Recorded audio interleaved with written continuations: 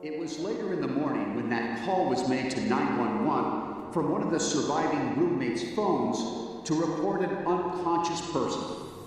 It is unclear what occurred in the hours before police were called.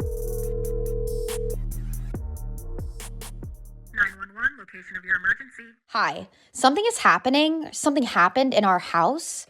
We don't know what. We have What is the address of the emergency? 1122. No, don't. What is the rest of the address? Oh, Kings Road. Okay, and is that a house or an apartment? It's a house. Can you repeat the address just to make sure I have it right? I'll talk to you guys.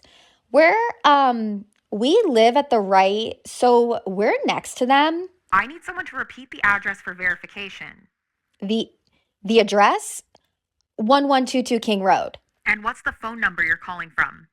Hey, what's your phone number? What's the rest? Okay, and tell me exactly what's going on. One of the roommates who's passed out, and she was drunk last night and she's not waking up. Okay. Oh, and they saw some man in their house last night. Yeah. Hi. And are you with the patient? Okay, I need someone to keep the phone. Stop passing it around. Can I just tell you what happened pretty much? What is going on currently? Is someone passed out right now?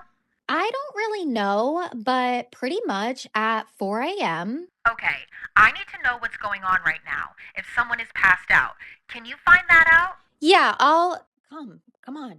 Let's go. We gotta go check. But we have to. Is she passed out? She's passed out. What's wrong? Dispatching Moscow Law Ambulance for... Yeah, she's not waking up. Unconsciousness, 1122 King Road. 70 is en route. Okay, one moment. I'm getting help started that way. Okay, maybe. 1122 King Road. All ambulance respond for unconsciousness. 1122 King Road. I copy. 58. Multiple RPs on the phone advised saying the roommate on scene is passed out and not waking up. Believe she got drunk last night and something about a male in the room with them. That one I copy. About 20-year-old female unconscious trying to get further. Copy. Yeah, it's Evan. Okay, and how old is she? She's 20. 20, you said? Yes, 20. Here, do you want to talk to him? Okay. Hello? Okay, I need someone to stop passing the phone around because I've talked to 4 different people. Okay, sorry. They just gave me the phone. Is she breathing? Hello? Is she breathing? No. Okay. Bethany or Dylan, I need you to talk to them, okay? I can't talk to them. You need to talk to them. Okay. Hello? Okay, I've already sent the ambulance and law enforcement. Stay on the line. Okay. If there is a defibrillator available, send someone to get it now and tell me when you have it. Units responding, RPs advising. The patient is not conscious, not breathing. Okay, if there is a defibrillator available, send someone to get it now and tell me when you have it. We don't have one. Unconscious, not breathing. Do you have a defibrillator? Yep. Yes, we have one. Are you talking to the officer? Yes. Okay, I'm gonna let you go since he's there with you and can help you. Okay, thank you. Bye. Okay. Moscow 46 out. Copy. 13, I think we have a homicide. Moscow engine 20 en route. 13, 70. 70, 107, I relayed it. Officers responded to a call here on King Road, just south of campus. 3 police cars went screaming up the street with lights and sirens. I'm going, they never use lights and sirens. What the hell is going on now?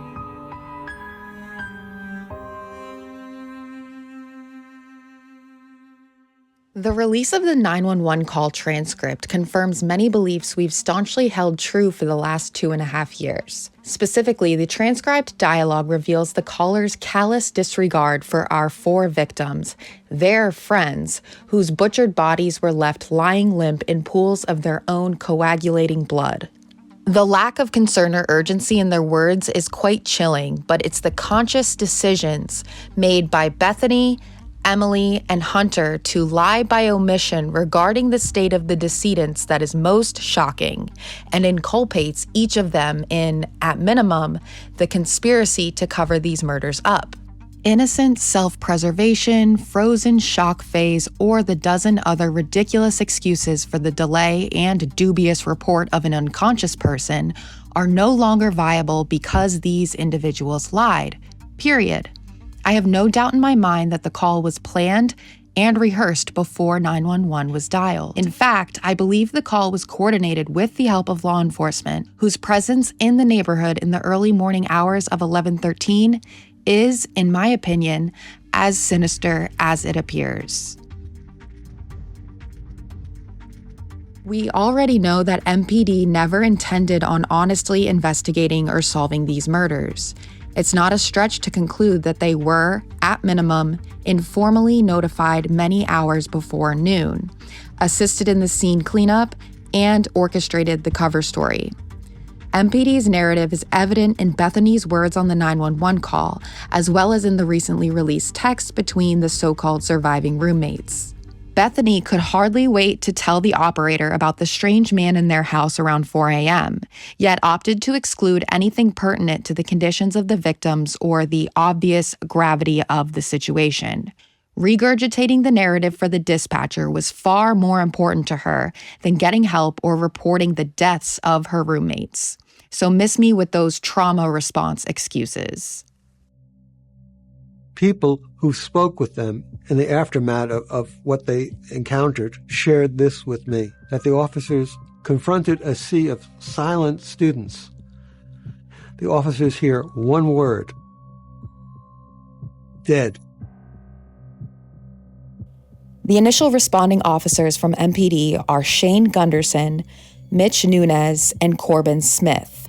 Howard Blum's multi-part series Eyes of a Killer, presumably written with the assistance of law enforcement sources, provides perhaps the most detailed account of the initial response to the scene from MPD's perspective.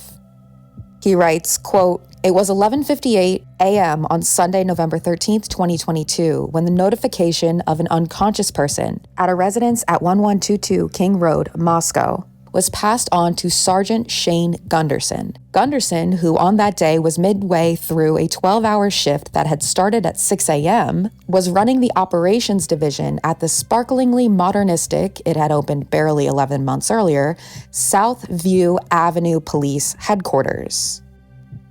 When the 911 call came in, Gunderson had a corporal and 2 other officers on duty to assist with patrol. He could have left the response to them. He certainly, he'd tell people with a hint of embarrassment, had no intimation of something out of the ordinary. That morning, he was simply eager to break the monotony. And as always, he felt strongly it was important for him to get out on the street where people could see him. He swiftly decided he'd go to the scene too with his officers. It was a quick trip. The roads leading into the university neighborhood that Sunday were as empty as the classrooms. And as soon as Gunderson's black and white cruiser pulled up behind the neat row of cars parked in the driveway at the austere, cantilevered house on King Road, he immediately knew something was very wrong. It was the noise. There wasn't any, just an eerie, unnatural silence. A cluster of young people, university students presumably, were milling outside the open front door of 1122 like gulls on a beach, and yet they were exceptionally quiet. They weren't merely subdued. They seemed stunned, as if drained by a deep and intense shock. When the 3 mystified officers approached the front door, someone in the crowd, it would later be shared, muttered a single plaintive word: dead.